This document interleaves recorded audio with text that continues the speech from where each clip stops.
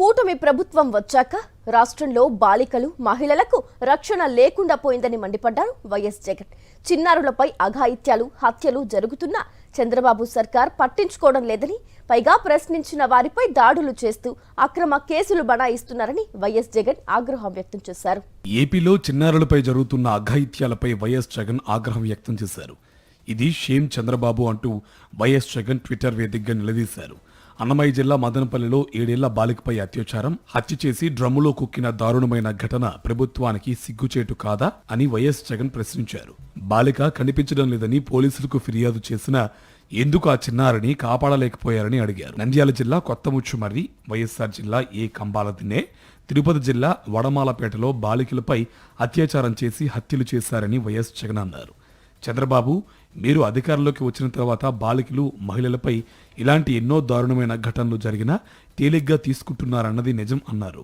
Yellow మీడియాను వాడుకొని హడావుడి ప్రకటనలు చేయడం వదిలేయడం రొటీన్ అయిపోయిందని ఆగ్రహం వ్యక్తం చేశారు. కూటమి ప్రభుత్వాన్ని ఎవరైనా ప్రశ్నిస్తే మాజీ మంత్రుల ఇళ్ల మీద పోలీసులను వాడుకుని ఒక వ్యూహంతో దాడులు చేయించడం, వారి ఆస్తులను ధ్వంసం చేయడం, వారిపై హత్యాయత్నాలు చేయడంపై ఉన్న శ్రద్ధ రాష్ట్రంలో బాలికలు మహిళలకు రక్షణ కల్పించడంపై లేదన్నారు. కూటమి ప్రభుత్వంలో హోంమంత్రి లా అండ్ ఆర్డర్ కు బాధ్యత వహించరని, చంద్రబాబు కొడుకు లోకేష్ ఆయన శాఖలను నీరుగారుస్తూ అందరి శాఖల్లో వేలు పెడతాడని మండిపడ్డారు. ఏ మంత్రి దేనికి బాధ్యత వహించరని వైఎస్ జగన్ ఆగ్రహం వ్యక్తం చేశారు. ముఖ్యమంత్రిగా చంద్రబాబుకు ప్రచారం తప్ప మరేమీ పట్టదన్నారు వైఎస్ జగన్.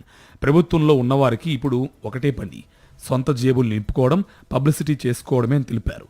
మరి ఇలాంటి దారుణాలపై ఎవరు దృష్టి పెడతారని ప్రశ్నించారు. చంద్రబాబు సృష్టించిన పొలిటికల్ గవర్నెన్స్, రెడ్ బుక్ రాజ్యాంగంతో వ్యవస్థలను కలుషితం చేస్తే లా అండ్ ఆర్డర్ ఎలా ఉంటుంది, ఎలా బతుకుతుందన్నారు. చిన్నారులకు మహిళలకు రక్షణ ఎక్కడి నుంచి లభిస్తుంది అన్నారు. కూటమి పాలన వైఫల్యాలకు, అసమర్థతకు అభం శుభం తెలియని బాలికలు మహిళలు బలైపోవాలా, ప్రతిరోజు భయంతో బతకాలా అని వైఎస్ జగన్ ప్రశ్నించారు.